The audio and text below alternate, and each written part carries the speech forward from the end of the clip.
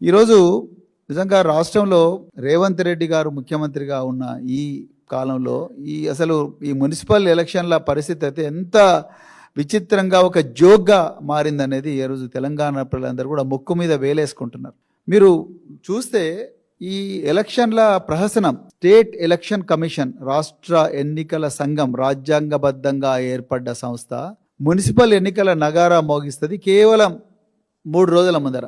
ఒక రోజు ముందు నోటిఫికేషన్ వస్తుంది, నోటిఫికేషన్ షెడ్యూల్ విడుదలవుతుంది, నోటిఫికేషన్ షెడ్యూల్ విడుదలవుతూనే ఇక మరుసటి రోజు నుంచే నామినేషన్స్.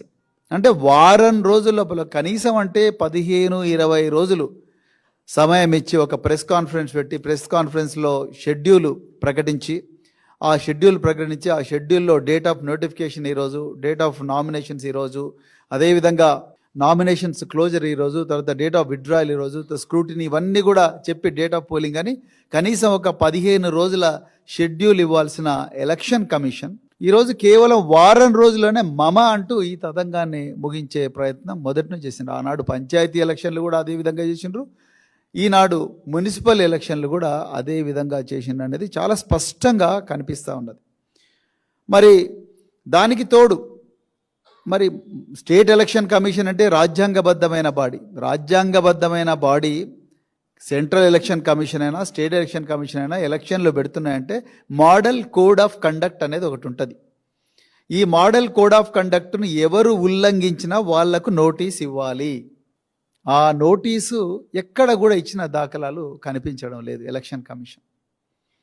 ఉదాహరణకు గౌరవ ముఖ్యమంత్రి రేవంత్ రెడ్డి గారు వికారాబాద్ అధికార సభలో, అంటే అధికారికంగా రాష్ట్ర ప్రభుత్వం ఏర్పాటు చేసిన సభలో హస్తం గుర్తుకే మన ఓటు అని అన్నాడంటే ఇంకా మీరు ఒకసారి ఆలోచించండి.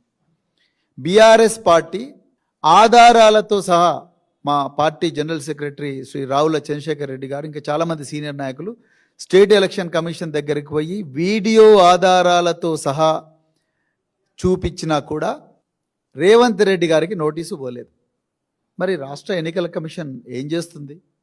ఇప్పుడు రేవంత్ రెడ్డి గారు ఏ విధంగా చేయమంటే ఆ విధంగా చేస్తున్నారా? మరి రాజ్యాంగం ఎందుకున్నది? ఒక ముఖ్యమంత్రి నేనే రాజు నేనే మంత్రి ఇంకా 10 సంవత్సరాలు కాదు కదా 10 శతాబ్దాలు నేనే ముఖ్యమంత్రిగా ఉంటానని డిక్లేర్ చేసుకుంటున్న వ్యక్తి ముందు రాజ్యాంగబద్ధమైన సంస్థలన్నీ ఇక నీరుగారినట్టేనా, అబాసు పాలనట్టేనా? మరి రాష్ట్ర ఎన్నికల సంఘం ఆలోచించాలి, అదేవిధంగా రాష్ట్ర ప్రజలు మేధావులు వీళ్ళందరూ కూడా ఆలోచించాలి.